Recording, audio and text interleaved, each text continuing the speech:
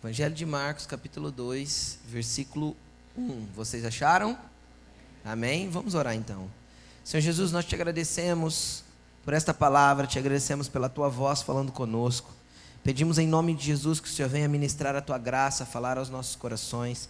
Que o Senhor venha, Senhor, ministrar o nosso entendimento e que as suas palavras possam fluir para o nosso coração, em nome de Jesus. Amém. Então vamos lá, ó. Poucos dias depois, tendo Jesus entrado novamente em Cafarnaum, o povo ouviu falar que ele estava em casa. Então vamos lá, deixa eu ir explicando alguma coisinha aqui. Jesus tinha uma cidade que ele morava e ele tinha uma casa na cidade que ele morava. Quando Jesus fala que ele não tem nada a ver com a pregação isso, mas só para te explicar. Porque eu já ouvi muita gente, inclusive para a internet, falar que Jesus não tinha nem onde morar. Jesus tinha uma casa, ficava em Cafarnaum, tá? Foi onde o ministério dele nasceu, começou em Cafarnaum. Ele começou a pregar ali nas redondezas, tá? Ficava à beira do mar da Galileia. E ele estava ali em casa, e a multidão ouviu falar que ele estava em casa. Então Jesus tinha uma casa, que não dava para ele voltar todo dia para Cafarnaum, gente, não tinha carro, nem moto. Entenderam? Era longe os lugares que ele ia, 35, 40, 50, 60 quilômetros de distância, ou mais. Entende? Então não dá para ficar voltando para casa, ok? Então vamos lá.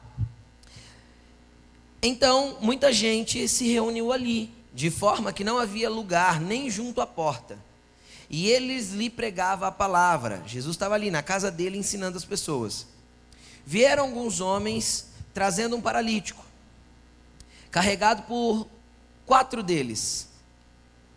Não podendo levá-los até Jesus por causa da multidão, removeram parte da cobertura do lugar onde Jesus estava. Arrancaram o telhado da casa de Jesus, os abusados. Vamos lá, continuando. E baixaram a maca em que estava deitado o paralítico.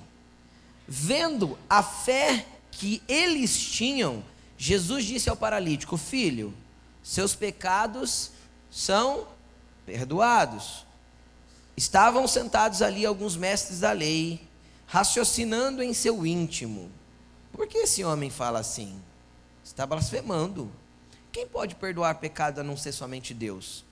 Jesus percebeu logo em seu espírito que era isso que eles estavam pensando e lhes disse: por que vocês estão remoendo essas coisas em seu coração? O que é mais fácil dizer ao paralítico: os seus pecados estão perdoados? Ou levante-se, pegue a sua cama e ande. Mas, para que vocês saibam que o Filho do Homem tem na terra autoridade para perdoar pecados, disse ao paralítico: eu lhe digo, levante-se, pegue a sua maca e vá para casa. Ele se levantou, pegou a maca e saiu à vista de todos, que atônitos glorificavam a Deus, dizendo: nunca vimos nada igual. Alguns dias atrás, acho que há quase um mês atrás, que acho que já faz 3 semanas que eu não ministro ao domingo, ou 4, não sei, acho que 3. Eu falei há umas 3 ou 4 semanas atrás a respeito do Bartimeu, e eu falei a respeito de gritar, quem lembra? Falei sobre a mendigância espiritual, tá lá, tem essa palavra no YouTube se você quiser ver. E a respeito de gritar nos momentos de dificuldade, de gritar para que alguém possa me ajudar. Vai ter sempre o que quer me calar, o que não quer que eu grite, o que manda eu ficar quieto. Mas existem momentos que eu preciso me levantar. E é interessante que a condição desse cara que estava aqui aleijado já era uma outra, diferente. E eu queria mergulhar com você nessa história, nesse acontecido da vida de Jesus, para que a gente entenda alguma coisa. Vamos lá. Primeira coisa, esse paralítico tinha amigos, cara. Esse paralítico tinha amigos que sabiam do seu problema. Porque, vamos parar para pensar uma coisa. Imagina você ir lá na casa do seu amigo, pegar ele numa maca. Essa maca possivelmente não era uma maca como a gente conhece hoje, que tem rodinha, maca de hospital. Era na verdade um lençol, uma cama ali. Eles amarraram ali, vamos pôr 4 cordas nas pontas, ou pegaram pelas pontas daquilo, e resolveram levar esse amigo até Jesus. Aí eu fico pensando, uma pessoa chegando hoje, nos nossos dias, mimimi do jeito que a gente é, cheio de frescura, porque a gente reclama da cadeira, reclama que o ar está muito frio, aí se a gente aumenta, reclama que o ar está muito quente, está com calor, começa a se abanar. Aí a gente reclama que o som está muito alto, mas se não está ouvindo o pregador, reclama que o som está baixo. A gente é ou não é assim? O louvor foi legal ou o louvor não foi legal? Com coisa que o louvor é para nós, o louvor é para só nos levar à adoração, porque o louvor é dado a Deus. Então a gente reclama de tudo, a gente analisa tudo, e eu fico imaginando uma igreja lotada. Jesus estava em casa, Jesus não estava na igreja, mas que seja uma casa ou uma igreja lotada, e eu trazendo ali um paralítico, amigo meu, eu e mais 3, que eles estavam em 4. E aí eu chego ali na porta, tem gente até na calçada, tudo estufado, eu não consegui entrar com esse paralítico. E eu olho para esse meu amigo, olho para o estado dele, vejo ele no chão ali deitado e falo, cara, não dá para entrar. Que jeito que a gente entra aqui? Nem na porta tem lugar, está tudo estufado o negócio. O que a gente faz? Hoje em dia 99% ia falar o quê? Ah, deixa. A gente volta outro dia. Sim ou não? 99%. Poxa, cara, tentei te ajudar, mas não deu. Já fiz minha parte, já fiz minha boa ação dessa semana. Final de carregar da tua casa até aqui, cara, tu é pesado. Entende o que eu estou falando? Cara, mas esses homens não desistiram. E eu fico imaginando esses caras subindo para o telhado, cara. Subindo para o telhado e começa a arrancar. E eu descobri que era uma espécie de lajota que eles usavam no telhado. Eu imaginei que era como a gente conheceu no passado, como é que chamava aquilo, gente? Sapê ou aqueles matos, né? Eu não sei o nome daquilo não. Que põe em cima da casa e vai fazendo assim, vira uma cabana e forra, né? Tinha casa eu já fui em casa de sítio assim. Não, mas era uma espécie de lajota. Eu peguei ali no grego e fala que eram lajotas. Era uma espécie de telha, feita de barro, que eles usavam no telhado. Como nós até hoje. E aí, esses caras sobem ali e eu fico imaginando, eles tinham, vai comigo, eles tinham que calcular a força, eles tinham que não acabar de matar o aleijado. Não porque imagina 4 caras levar um cara para cima de uma casa, eu corro o risco de derrubar ele. Sim ou não? Todo mundo corre. Eles tinham que calcular que eles não podiam acabar de matar o amigo. Eles tinham que calcular que eles não podiam quebrar a casa de Jesus, meu amigo. Eles tinham que calcular o custo se eles quebrassem a casa de Jesus. Ou não? Você sobe na casa de alguém para fazer uma boa ação, aí você quebra, você sai de lá e fala assim, obrigado, viu, Jesus? Deus lhe pague. Vira as costas e sai andando. Então, esses caras, eles tiveram que calcular vários ambientes para poder ter a ação que tiveram. Só que teve uma coisa que foi o diferencial desses 4 homens. Primeiro, o amor. Esses caras amavam aquele cara deitado na maca. Nada os impediria. Nada faria eles pararem.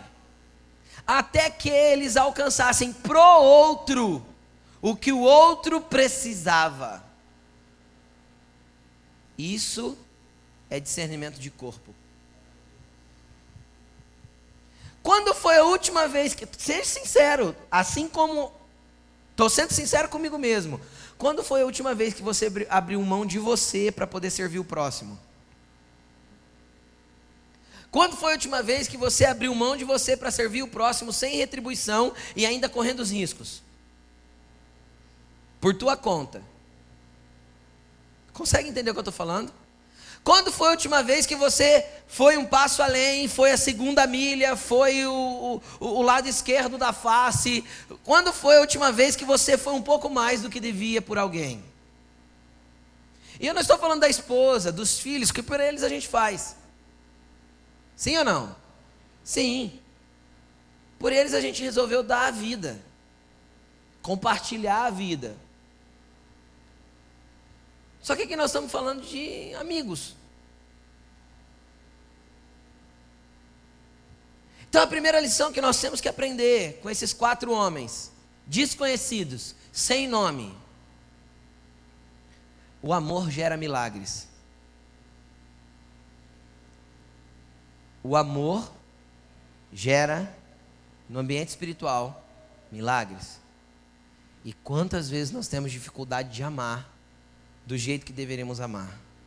Nossos passos com as pessoas são limitados. Sim ou não? Sim. São limitados até o ponto que eu encontro o primeiro motivo para poder desistir delas. Eles tiveram vários, cara. Eles tiveram a multidão, eles tiveram a altura da parede, o telhado que podia quebrar, eles tiveram inúmeros obstáculos para que eles pudessem desistir do que eles estavam tentando fazer. Sem contar que alguém deu alguma garantia para eles de que aquele paralítico seria curado? Eles tinham aquela garantia? Cara, quantas vezes nós esperamos uma garantia para que a gente possa se mover? Quantas vezes nós esperamos que alguém garanta alguma coisa para que a gente possa se mover? Quantas vezes nós esperamos que alguém fale assim, não, vai lá, certeza que vai acontecer. Não, porque eu preciso de uma propaganda, nem que seja enganosa, para eu poder acreditar e me mover em alguma coisa.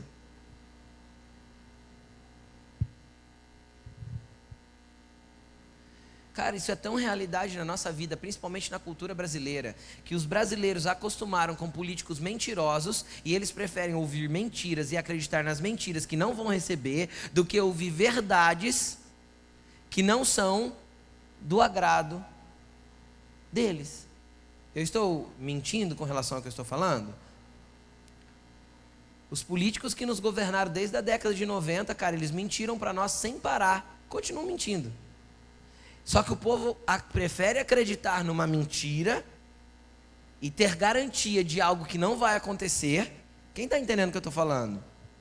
Do que se mover por uma verdade que pode não acontecer porque os fatos não permitem. Então as pessoas preferem criar uma ilusão e caminhar sobre uma ilusão do que ter verdades estabelecidas dos pontos que precisam ser feitos para que aquilo se torne realidade. Isso é no Evangelho também. Tem pessoas que preferem ouvir pessoas, ouvir pregadores e ir em igrejas, que as pessoas vão prometer para você que a tua semana vai ser de vitória, sem você mudar nada na sua vida, sem você se posicionar, sem você amar, sem você mudar o teu jeito de ser, sem você mudar a sua estrutura de essência. E você vai vencer, irmão, você vai conseguir, você vai alcançar. Você não vai se você não for transformado, se você não deixar Cristo entrar aí dentro e mexer contigo. Vitória com Jesus existe, é claro, eu poderia contar para você centenas delas. Milagre com Jesus existe, mas o maior milagre que Jesus pode fazer é transformar eu e você. E por que Ele não transforma eu, pastor? Porque eu ainda não deixei. Jesus só me transforma quando eu deixo. Porque tem lugares que Ele quer mexer em mim que eu não quero. Eu prefiro viver uma mentira, um fingimento a respeito de mim mesmo, do que deixar Jesus mexer em mim com as verdades do Evangelho. Entenderam? Jesus morreu para te dar carro? Para te dar casa? Jesus morreu para que você seja próspero? Até o versículo da abundância de vida mudar o contexto dele. Jesus falou assim, eu vim para que tenham vida e a tenham em abundância. Abundância do quê? De vida. E aí eu transformei isso em prosperidade. As pessoas transformaram isso em abundância de dinheiro. Jesus falou assim, eu vim para que vocês tenham vida. Quem tem vida aqui? Entendeu? Só que vocês têm que ter vida em abundância. E abundância de vida é ter paz no espírito, é ter um coração ensinável, é ter humildade para ser maleável, é deixar Jesus transformar o contexto de quem eu sou. Porque quando eu insisto em continuar sendo aquilo que sempre fui, eu sou infeliz, porque eu fico batendo de frente com os mesmos problemas. Quem aqui já enfrentou problemas iguais 2, 3, 4 vezes na vida? Problemas iguais. Sabe por que eu enfrento problemas iguais? Porque na primeira vez que eu enfrentei eu não aprendi. Só faço uma prova de novo na escola ou na faculdade quando eu sou reprovado nela. Ninguém passa pela prova 2 vezes se já foi aprovado. Quem está entendendo o que eu estou falando? Se eu faço a prova final do 2º ano e passo para o 3º, eu não vou fazer a prova final do 2º ano de novo, vou? Não. Se eu estou na fase 3 do videogame e passo para a fase 4, a 3 ficou para trás. Quem está entendendo o que eu estou falando? E eu estou, mas pastor, tem situação que volta, tem, só que é assim, ó. Quem é mais velho aí da época do videogame sabe do que eu estou falando dos videogames de fase, porque hoje nem fase tem mais, né? Hoje os videogames é uma coisa linear, né? Que não é fase, né? Mas é mais ou menos assim, quando tinha as fases, que você chegava no fim da fase, quem lembra do Mario World? Quem já jogou as 96 fases dele? Quem lembra disso? Vai lá, ó. Eu joguei também. Tinha o Mario World e era assim, cada fase que eu passava ia aumentando a dificuldade, sim ou não? Sim. Só que de vez em quando eu tinha vontade de jogar de novo e eu começava de qual fase? Eu tinha dificuldade na fase 1? Não, existem coisas que vão se repetir na nossa vida e aí você tira de letra, é tão simples, é tão fácil, é tão insignificante que tipo você passa sem nem perceber, tipo é um negócio que só passou, não te causa nada mais, mas se ainda está te causando é porque você não aprendeu a lição que você tinha que aprender nessa fase. Então dentro do contexto de toda a prova que eu passo, de toda vez que eu estou jogado numa maca, de toda vez que eu estou me arrastando pela vida e alguém está tendo que me carregar, quem já precisou ser carregado na vida alguma vez aí? É difícil, gente, a vida dá um solavanco forte, não dá? Quem já levou o solavanco da vida aí, gente? Todo mundo levou. Se você não levantou a mão, depois você ora por mim. Todo mundo leva o solavanco da vida, cara. E a vida dá umas pancadas. E às vezes nesse momento a gente precisa de 2, 3, 4 para arrastar a gente. Sim ou não? Arrasta em oração, arrasta em conselho, arrasta em abraço, arrasta em chorar junto. A gente sempre precisa de amigos. A vida cristã não é uma vida solitária. Jesus, quando resolveu começar o cristianismo, ele escolheu 12. Falou, vocês vão estar comigo o tempo inteiro. E esses 12 na primeira pregação virou 3.000. E 15 dias depois virou 5.000. Porque a vida cristã é comunidade, é depender de pessoas, é saber pedir oração. É saber que eu preciso estar vulnerável nos momentos de maca, de pancada, que a vida me deu. Tem gente que é tão orgulhoso, mas tão orgulhoso, que está lá, jogado para o chão. Aí chega um em volta e fala assim, levanta aí, cara, eu vou te ajudar. Não, pode deixar, eu levanto sozinho, mas está com dor nas costas, está com a coluna estourada, não levanta sozinho. Só que não quer que ninguém ajuda. Como chama isso? Como chama isso? Orgulho. E orgulho não combina com vida cristã, cara. Orgulho não combina quando eu preciso que alguém me dê a mão só para levantar. Porque às vezes o tombo me derrubou, a pedra me derrubou, caí. Mas o justo pode cair 7 vezes. De todas o Senhor o levantará. Não é assim? E quem que o Senhor vai usar como instrumento para ajudar o justo a levantar? Outro justo. Outro justo. Estão entendendo? Só que eu não quero ser arrastado para cima numa casa. Imagina que situação humilhante. Consegue entender o que eu estou falando? Se coloca no lugar do cara. Primeiro 4 amigos arrastam ele pela rua. Ele estava lá dentro da casa dele, de boa. Aí imagina se nesses 4 amigos tem 3 mais marrucos e um fraquinho. Porque pode ter ou não? Pode ou não pode? 3 é mais marruco. No tempo de Jesus trabalhava com lenha. Esse cara era forte. Mas tinha lá um mais fraquinho. Aí tá andando para, e põe ele no chão. Aí tem uma pedra onde eles pararam, entendeu? Dá aquela cutucada. Você consegue entender o que eu estou falando, gente? Tem coisa que parece simples, mas não foi tão simples. Ah, 4 amigos levaram um cara numa maca. Cara, imagina a situação desse cara, a hora que os amigos falaram assim, nós vamos te levar por cima.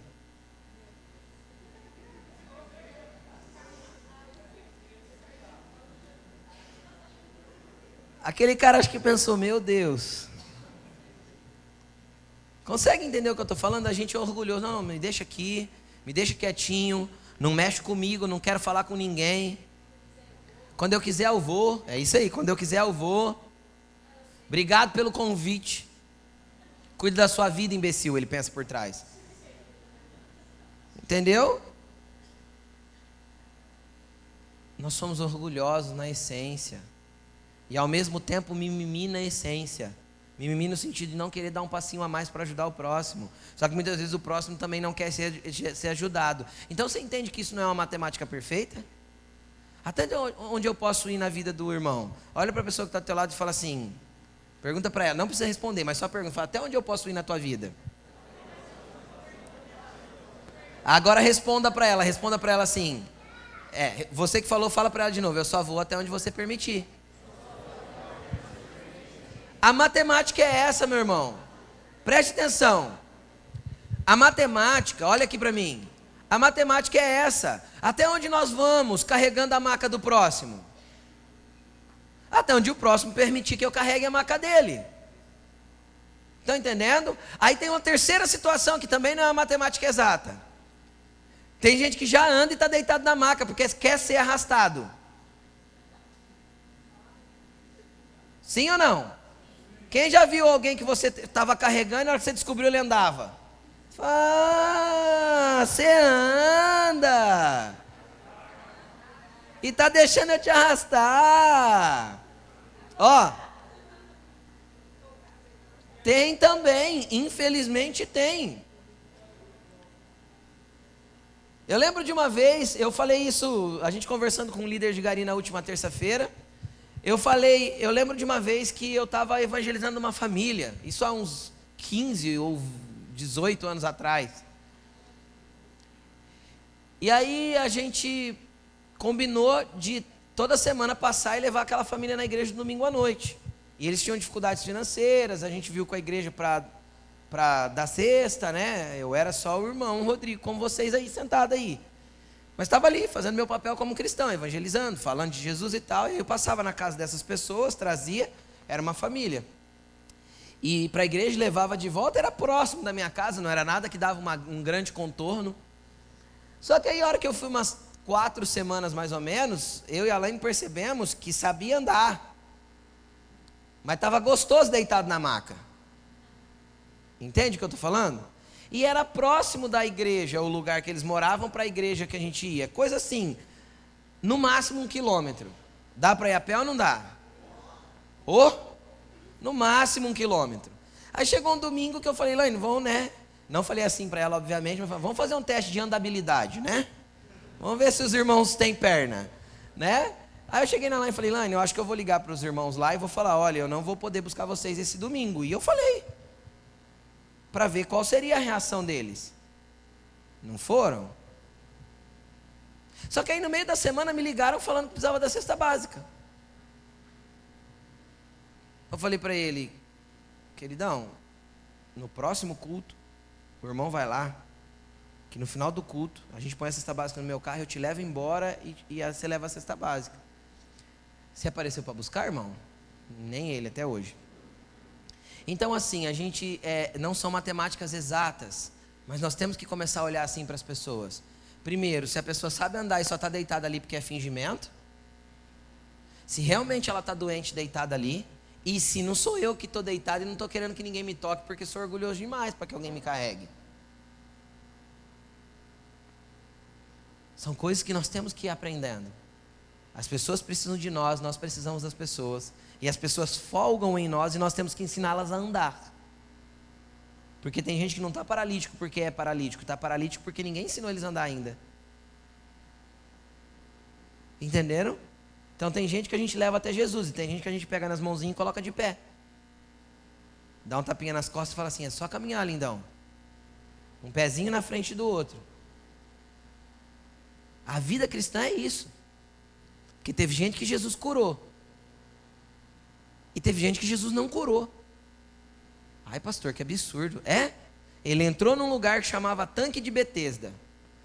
Ali jazia uma multidão de enfermos, está escrito na Bíblia. Quanto tinha ali de enfermos? Quantos Jesus curou em Betesda? Quantos? 1. Ai, que Jesus cruel. Querido, foi 1 que ele curou. E 1 que ele curou não sabia que ele podia curar ainda. Jesus chegou e falou assim: o que você está fazendo aí no chão? Eu sou aleijado. E por que você está aqui ainda? Porque quando as águas lá se agitam, ninguém me leva na água. Coitado de mim. Jesus olhou para ele e falou: levanta, pega a sua cama e anda. Pôs ele de pé e pôs ele para andar. Mas em volta tinha uma multidão de doentes. Jesus saiu, cara, e foi embora. Então existem coisas que Jesus vai curar, e existem coisas que eu preciso aprender a lidar com aquilo que está acontecendo, até que eu aprenda. Quem consegue entender o que eu estou falando? Existem situações que eu vou ter que aprender a levantar da maca, e outras ele vai fazer um milagre e eu vou pular da maca. E eu posso falar isso com experiência de vida. Teve dia de eu chorar na presença de Deus e falar: Deus me ajuda. Me pergunto se Deus respondeu alguma coisa. Do mesmo jeito que Josué, por exemplo. Acã tinha pecado, Josué se prostra: Deus, o que aconteceu? A gente perdeu para Ai. Sabe o que Deus fala para Josué? O que você está fazendo prostrado aí, Josué? Levanta.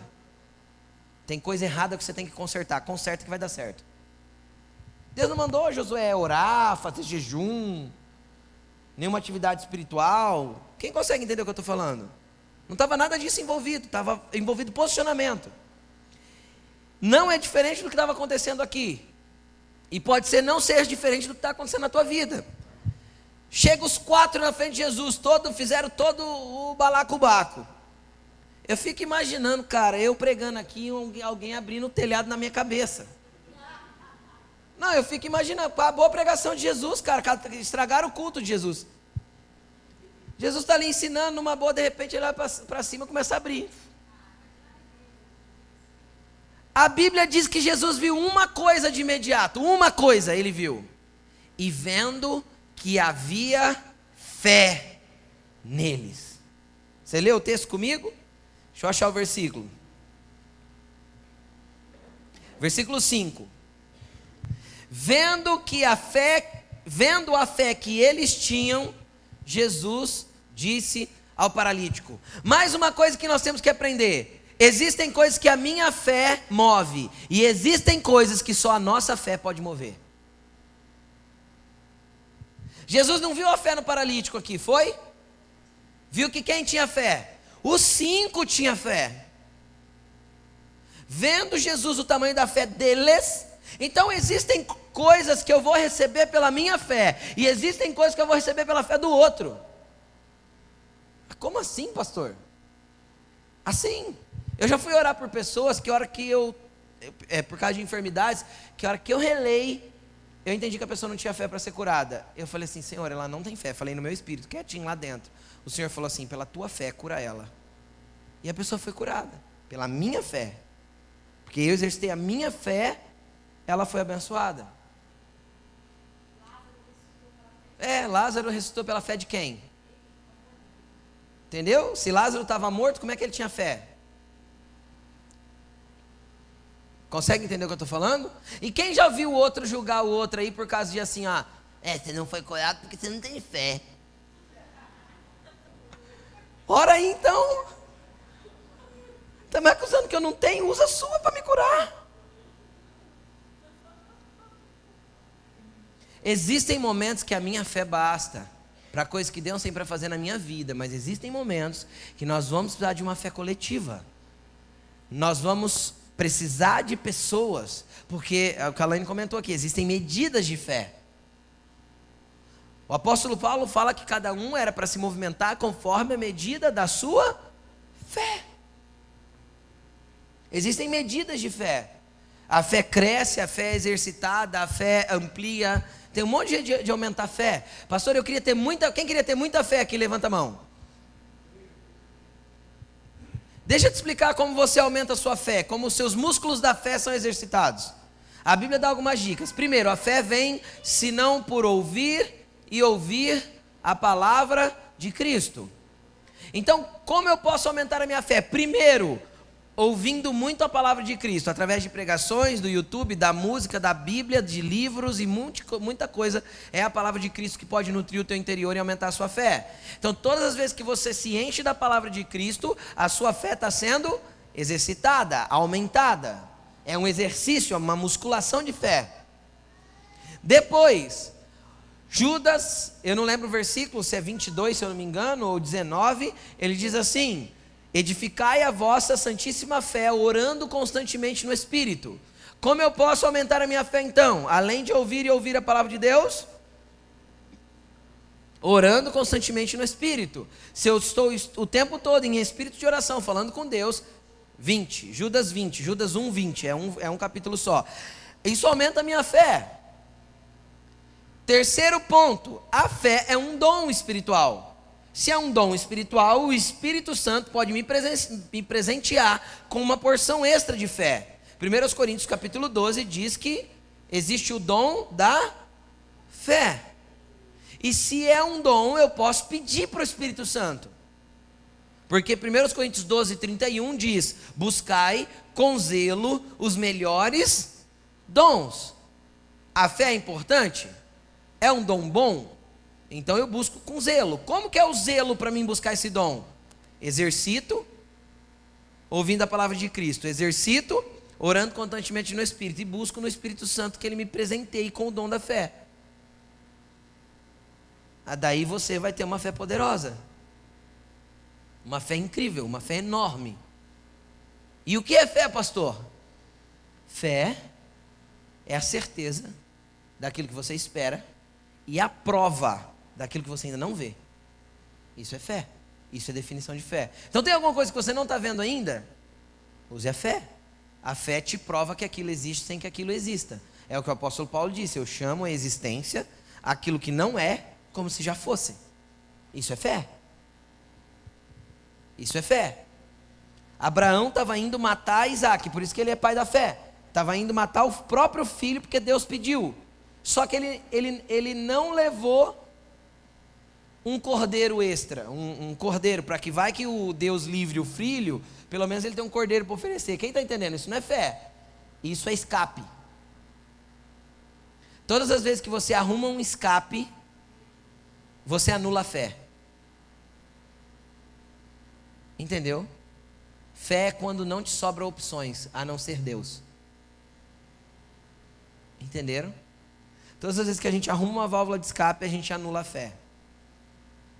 Entendem o que eu estou falando? Abraão não foi para o alto da montanha: não, filho, nós vamos ali, ó, o cordeiro está aqui, e Deus vai prover de mudar a decisão dele. Abraão não tentou mudar a decisão de Deus. Quem consegue entender o que eu estou falando? Abraão não tentou mudar a decisão de Deus de matar Isaac. Abraão creu que mesmo que Isaac estivesse morto, Deus era fiel para ressuscitá-lo. Isso está escrito em Hebreus. Ele creu que mesmo que morto, Deus é o Deus que ressuscita dos mortos. Consegue entender o que eu estou falando? Então ele não arrumou uma válvula de escape, ele só creu. E na hora que Deus fala para ele: não mate o menino, ele olha de lado, o que tem preso nos arbustos? Um cordeiro, preso pelos chifres. Porque Deus provê para si o cordeiro. A fé faz com que Deus dê provisão, porque Ele se agrada em dar provisão. A provisão é por causa dEle, não por nossa causa apenas. Amém, gente? E aí o que acontece? Ele desce, vou encerrar. Ele é descido. Quando ele é descido, Jesus vê fé. E quando Jesus vê fé, Jesus olha para ele e fala assim: filho, os seus pecados estão perdoados. Deixa eu te explicar uma coisa. Muitas macas da nossa vida,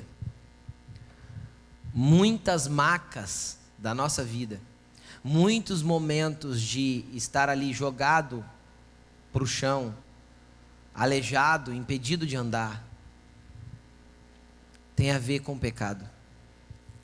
Jesus não olha para esse paralítico e fala, levanta e anda. Jesus olha para esse paralítico e fala, os seus pecados são perdoados. Os pecados dele serem perdoados gerou um ambiente de cura para ele. Muitas vezes a gente fica tentando resolver alguns problemas que é só uma mudança de posicionamento para vencer o pecado que vai transformar a situação. Enquanto o pecado continuar instalado na nossa vida, a coisa vai continuar dando errado. Existem coisas que enquanto a gente não mudar o nosso posicionamento pecaminoso, nós vamos continuar enfrentando a mesma coisa. Nós vamos continuar deitados na maca. Aí os fariseus ficaram todos revoltadinhos. Vocês viram no texto? Como já se viu, esse cara blasfema. Como pode ele perdoar pecado? Só Deus pode fazer isso.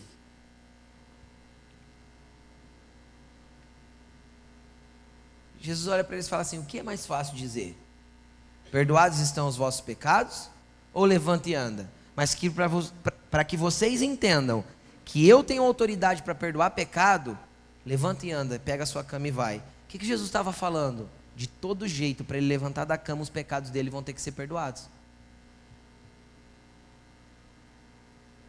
De qualquer forma, para ele levantar daí, ele vai ter que ter os pecados perdoados. Porque o que está prendendo ele aí é o pecado.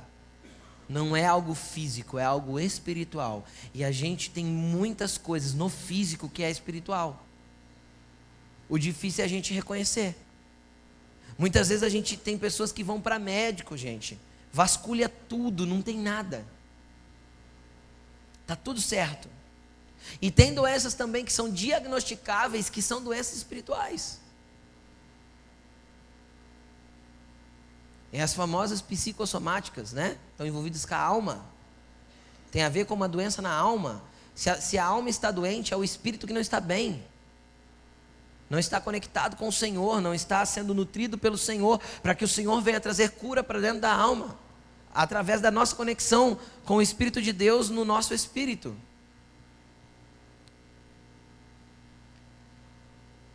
Então, querido, eu queria que você analisasse a sua vida e buscasse entender, Senhor, se eu estou prostrado nessa área, se eu estou me arrastando nessa área. Primeiro, será que eu estou muito orgulhoso para que ninguém me carregue? Depois, Senhor, o que está me prendendo aqui é algum pecado? Joga a luz em mim, eu quero ver se estou errando, quero mudar o meu posicionamento. Porque o maior problema do pecado não é o pecado em si, é a cegueira de não enxergá-lo. Quem entende o que eu estou falando? Uma vez que eu enxerguei o pecado e me arrependi dele, então eu tenho um ambiente propício para me livrar dele. Agora, quando eu peco e não enxergo que estou pecando, ou simplesmente faço vista grossa, esse ambiente me leva para a iniquidade, que me leva para a morte, que me leva para andar aleijado. O Senhor quer tirar você da maca hoje. E o Senhor quer te usar como um amigo que carrega a maca de pessoas até que eles se levantem. Eu não sei se você é o amigo ou se você é a pessoa da maca. Eu sei que hoje Jesus pode te perdoar, pode te usar, pode mover na tua vida e pode fazer grandes coisas na tua vida. A hora que os pecados são perdoados, querido, você levanta da maca. Porque existem situações que estão te arrastando, porque você arrasta o pecado nas tuas costas. Jesus diz que trocaria o nosso fardo de um fardo pesado para um fardo leve. Porque o jugo dele é leve, é suave, é manso. Ele falou que isso aconteceria. Só que a gente insiste em não jogar o fardo pesado fora. Por quê? Porque a gente gosta. Tem um monte... Cara, nenhum pecado é desagradável. Ele é desagradável depois. Quem está entendendo o que eu estou falando? Mas na hora ele dá prazer, porque se não desse prazer eu não cometia. Sim ou não? Se não desse prazer eu não faria. Então todo pecado causa prazer na hora, mas causa destruição depois, me deixa aleijado depois, faz eu me arrastar depois. E pastor, o que é pecado? Aí vem o que eu já falei, você precisa conhecer a palavra de Deus primeiro para saber quais os princípios que Deus repudia, que Deus abomina e que Deus considera pecado. Agora você tem algo dentro de você que mesmo antes de você conhecer as Escrituras, faz com que acenda um sinalzinho vermelho quando você errou. Chama-se Espírito Santo e consciência. Como consciência, pastor? Porque existe uma consciência moral que denuncia os nossos erros. Sim ou não? Sim. Então escuta a sua consciência moral. E quando você escutar a sua consciência moral, pergunta para o Espírito Santo.